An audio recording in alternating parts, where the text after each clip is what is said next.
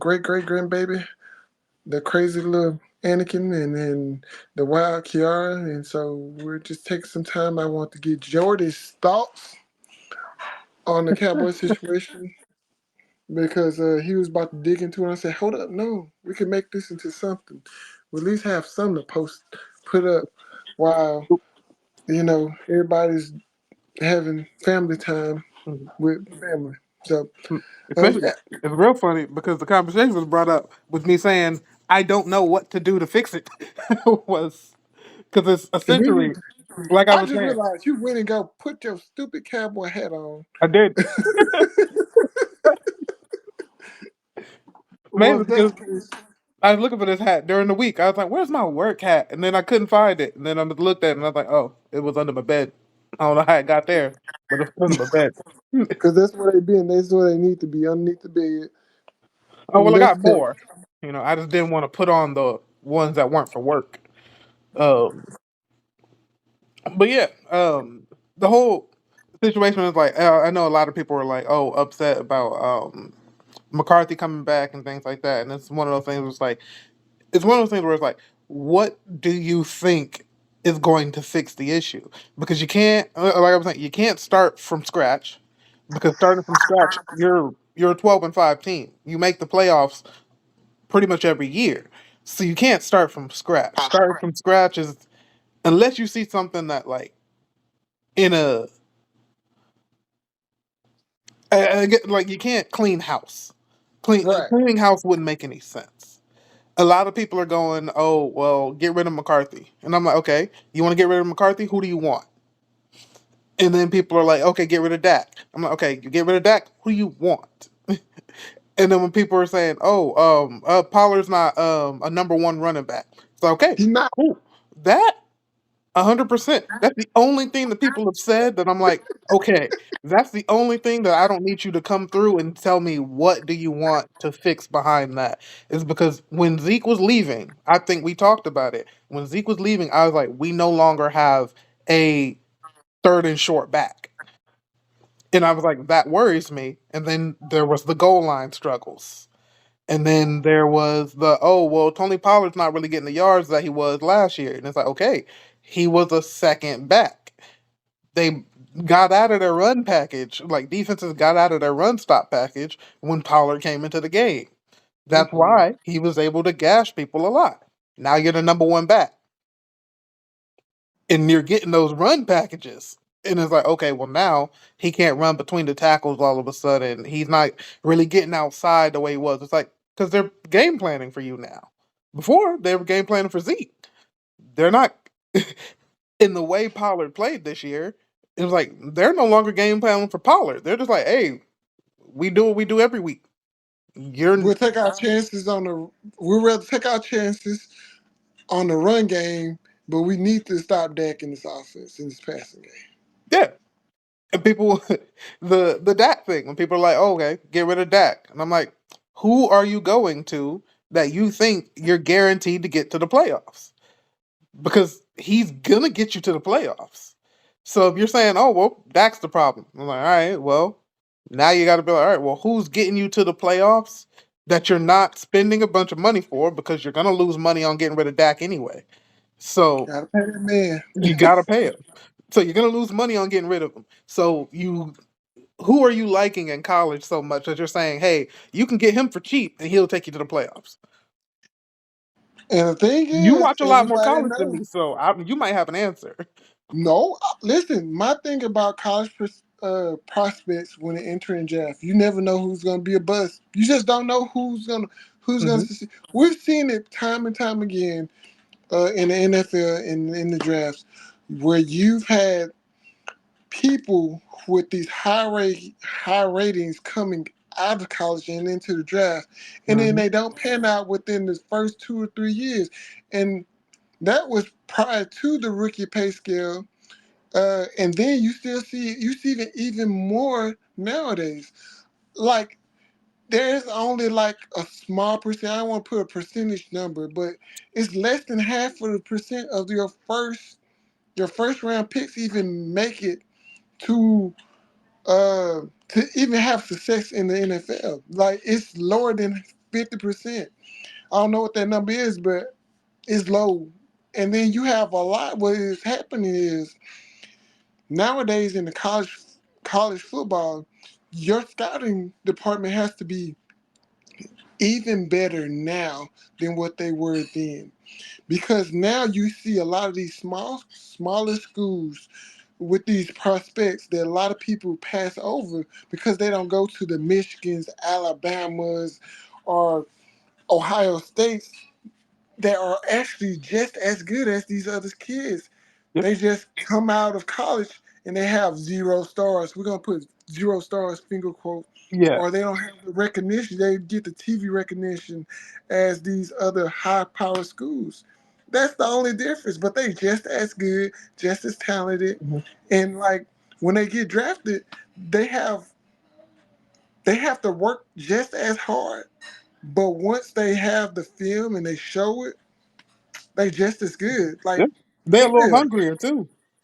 Oh, that's what I'm saying. Because, like, because there's plenty of people that's been very talented that has been drafted in the first two, well, matter of fact, we'll say the first 3 rounds, that just phase out really quick. But then you have this six, you wonder why you have these 6 and 7 round picks that come out who are lasting longer in the NFL Mhm. than these first 3 round guys. I mean, it's And the talent anyone, always been there. I 100% agree because anyone who's ever played, anyone who's ever played at any level, other like any, once you get to high school, if you've played at a high school level of football, you know a guy who was a backup to someone he was better than. You know, and you know that guy had a better chance to go into a better school than the backup. And you in your mind was like, I think your backup's better than you. And that happens all the time. It's like, all right, well, he started. He went to Texas. He didn't start, he went to blend. But he's better than you. But he's now Hmm. at blend. He's either better or on par with you.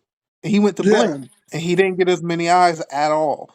But and that's why I think you're 100% right because with the USFL merging with the XFL Dude, and having we a see.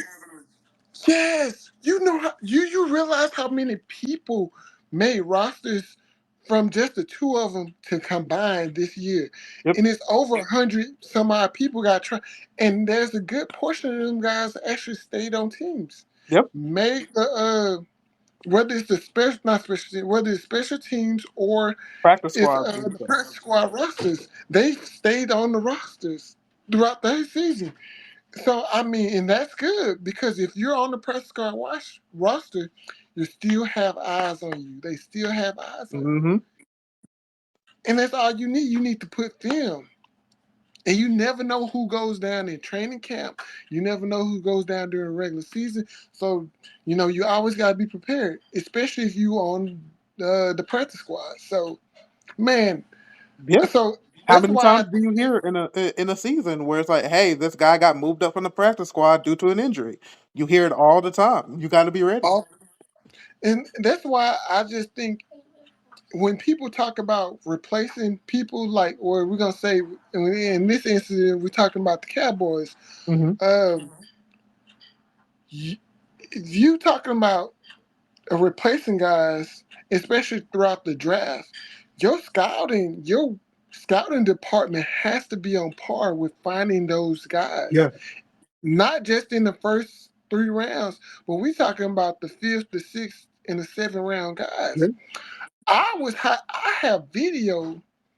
I think Brock Purdy is a really good quarterback. Yes, he's surrounded by a lot of talented people, Yeah. but I was on the record on when I was doing videos by myself, and this on my channel, of saying that when I was watching him in Iowa State, I said he's just as good as any of these other quarterbacks. Mm. The only difference is he went to Iowa State Yeah. compared to I forgot these other quarterbacks that came out same year. And you see what he has, and it goes back to me. It reminds me about what Cam Newton was saying about quarterbacks, about when he was talking about the difference in between game changers and game managers. Yeah. He's the game manager, but when he's not gonna do. He's gonna not gonna lose you the game. He's not. Yeah. You surround him with the talent that he needs to recite. Because all quarterbacks need talent. Peyton Manning needed Marvin Harris, Edgerrin James, Jeff Saturday, and them dogs up front. He needed those guys to win the Super Bowl. He also needed the guys on defensive side, like Yeah, huh? Like the White Freeney and all them boys. because I So mean, people. I feel like trying to make it a knock that he has a good team is a wild statement for you to do, and it's like every Super Bowl team that's ever won the Super Bowl. It's like, are you saying that team wasn't good in other places other than just your quarterback? Like, let's be real. you had to have other people who were going. Somebody got to catch the ball. Somebody got to block for you. Somebody got to tackle the other team. Like, you're discounting so much other stuff that had to happen, and that's Right, what it takes me back to when we were talking about like the start of the conversation of the right. fixing the Cowboys. It's like I feel like so much is like put on one guy that people are Hmm. thinking, oh, you just need to change this one thing and then everything's changed. And it's like, okay. And it's like, all right, you want to talk about the defense because I heard some people being like, "Oh man, the Oh, I was on Cowboys that. I ain't gonna defense," lie and I to was you. like, I was one of those people. I was one of those people because I feel like the defense did not show up as because I "They that did." was to me that was the matchup. Uh huh. That was the matchup, Because it was like and that was even the announcers was telling you it's like, hey, it doesn't matter if the Cowboys start scoring right now because the defense aren't stopping them. So, and at I'm like, all. yeah, that's true. And it's just like, all right, well, if you want to say okay, a lot of people started like immediately going, oh, well, Dan Quinn's not what we thought he was, and I was like, whoa, hold on, are we just going to discount the entire season because he's had 3 bad games? Like, I understand it's the playoffs, and that was a very, very bad showing. But I was like, you started to assassinate that man as soon as the game ended. And I was like, I don't think you got to go that far about it. I You know understand what? where you're coming from, but it was like, wow, the flip was so 180 that it was like Instant. that's Yeah. wild. And then to your point about that, people forget that coaches coach, players play. People have to show up. Like Hmm. you could put in a perfect game plan, but if none of your people don't execute it, it makes the coach look bad and the coach take all the flack. But you forget those people are getting paid to be on the field. They need to be like Hmm. hold those players more accountable than the coaches. Because the coaches do their job and put in a game plan, and the game plan that they put in is correct, and they still getting whooped on the field, that's a player issue, not a coaching Yeah. issue. Especially when you go through and it's like you watch the games, so you see like even after like a bad play happens, the announcers will stop and they will show you on the screen Mhm. what went wrong and who messed up and who did what. And it's like, hey, this guy really should have been here. It's like I know Romo does it better than pretty much everybody else. He always do it. It's like He get it from John Madden, boy. John Madden was the originator of it yeah. all. And as Was when he left, no one did it like him. okay. What you got? Oh, they went and pick up some chicken. Okay, cool. If you don't mind, send me out five too.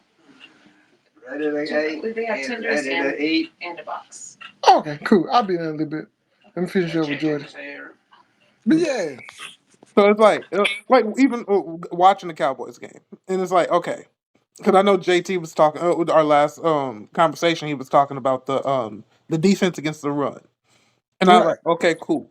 But in this game, they didn't stop a run, they didn't stop a pass, they didn't stop a play action, like they didn't stop a Man, quarterback run, like they did not stop like anything.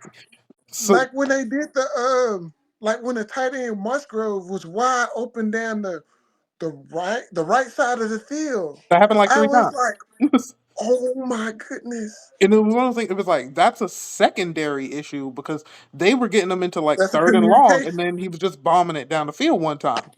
And it's like, okay, well now that's a secondary thing. And it's like, okay, well you're not blaming Dan Quinn. And like if you don't blame Dan Quinn, you're blaming somebody on the field. And if you're going, oh, well that you got to get rid of Stefan. You can't get rid of Stefan. Even though he's about to leave, he's about to go. He's getting out of Dallas. And they gonna have to pay that man to stay. And how rightfully so. And it's one of those things where it's like you can't. It was more about the whole. when people are immediately trying to like, it's like understanding the mind of like what the coaches are going through on trying to fix what their problems are, because it's Hmm. like you can't boil it down to just say we got to fix the defense. It's like, well, Right. what are you fixing? Like one of the things that I think that they do too much as everybody loves to see Mike on the line, he's on the line too much. Dude, I was just about to bring. Listen, I was about to bring that up because he was getting stalemated throughout that whole game, and I've seen people. I've never seen somebody. Aaron Jones stalemated his behind throughout that whole game, Mhm. and there was a point. Remember, I texted. I put it in the group text. I said Mike is not looking good. He's getting stalemated every time. Aaron Jones was hitting him and square in the chest. Very similar Mhm. to what Zeke was doing for Dak Yeah, these past years prior to. That's why Dak had a lot of last year. Granted, last year CD Lamb had the yips, and he was dropping yeah, a lot of wide open passes. But Dak had time, and he was getting the ball to CD.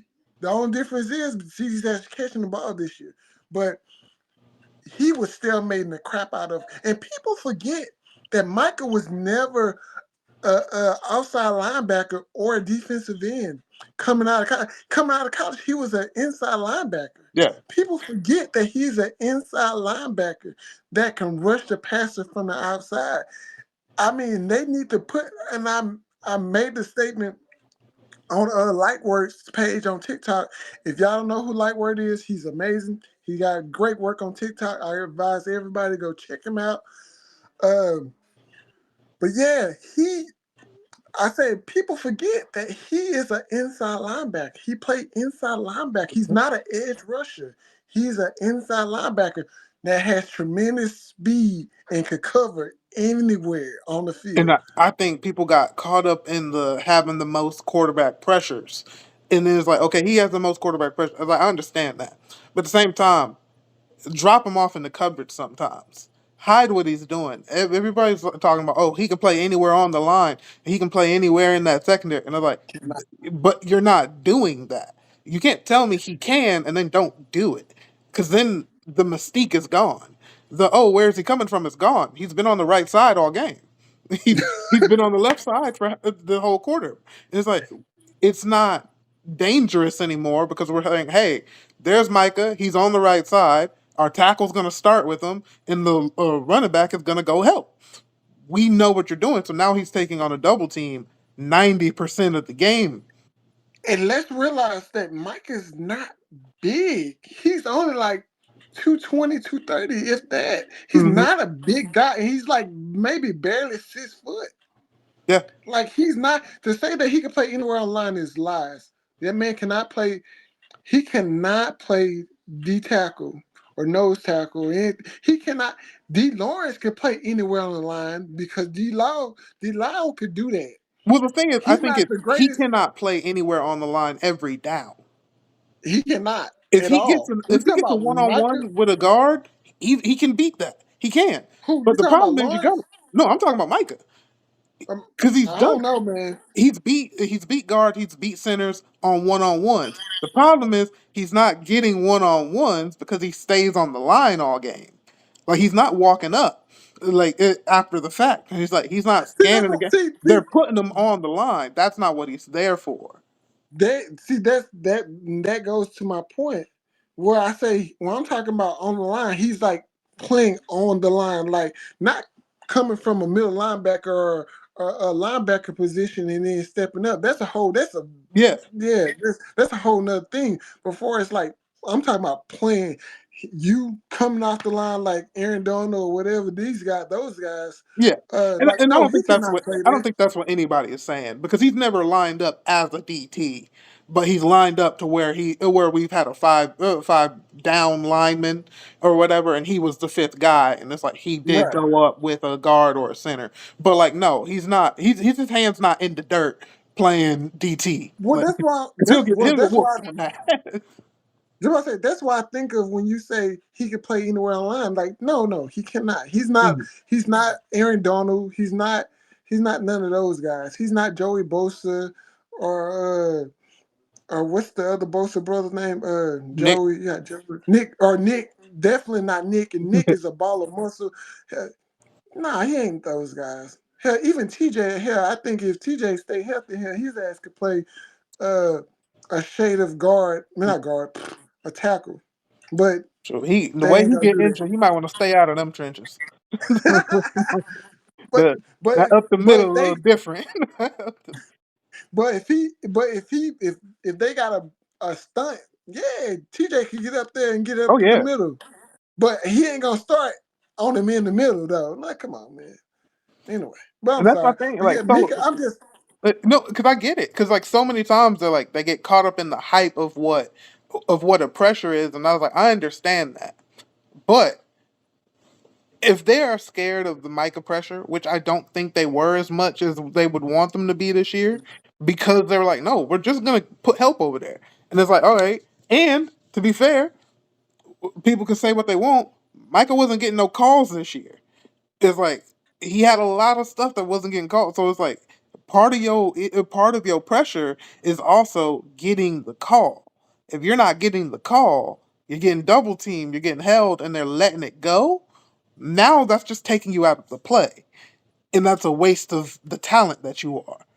So it's like it's not helping your case because the way you do that is you put them at linebacker sometimes and actually let them play linebacker, and then you walk them up sometimes. Now that double team's not happening as often.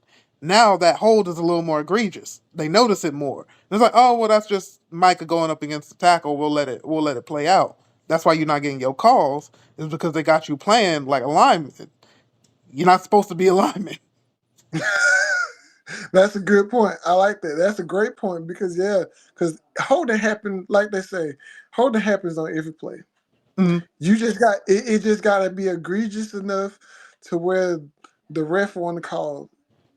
And That's simply when it's funny, like whenever I hear people say that, because I was like, I think a lot of people don't understand what a hold is because it's like you can have you if someone is right up nose to nose with you and y'all are just bull rushing, you can have a hold of that jersey all you want. You can't be all you. outside the back, but if you're inside them shoulder pads and you're holding that jersey and y'all are fighting, that's not a hold. I think people see some of that little bit of jerking around and be like, "Oh, that's a hold. That's a hold. That's." A... I was like, "No, that's not a hold. That's just a No, block." I think it. I think it's more or less. I think it's more or less when the quarterback breaks contain. Yeah, From what I as soon see, as the quarterback that's breaks my contain, a lot of them happen. yeah. I think a lot I of think people will see a quarterback in the pocket and see somebody has a hold of a jersey and then be like, "That's a hold," and it's like, "That's not how holding or works." or when you see like your favorite edge rusher, or defensive end get washed. You know how they run, they Yeah. overrun, and they Hmm. kind of get pushed out or they fall while the tackle has the inside uh hold of his jersey. I'm like, that's not a hold because I mean, unless he try to break away from, I don't think it's yeah. But anyway, but yeah, And it just be like hearing it so often, and it's just be like, all right, what do you think a hold is? And it's like because you ain't like I understand not everybody has played defensive tackle or D line or O line or anything like that. You haven't played tackle or tight end, so you ain't. A lot of people haven't played football at all, and it's like you don't actually know what a hold is. So you're angry about something that wasn't a hold. Like I see people after the Lions game with mm, all the controversy at the end of that game or whatever, and people were trying to go back through and be like, "Oh, well, this should have been called, that should have been called, this should have been called," and I would see these compilations, and I'm like, "Do you think that's a hold? Because it's not." Like your dude got pancaked, and you called it a hold. It's like no, he got his ass kicked. Like it happens. Get back up, play the next round. Like it happens. Let it go. But it's like, okay. So I'm sorry. Before listen, no, go ahead. I'm sorry.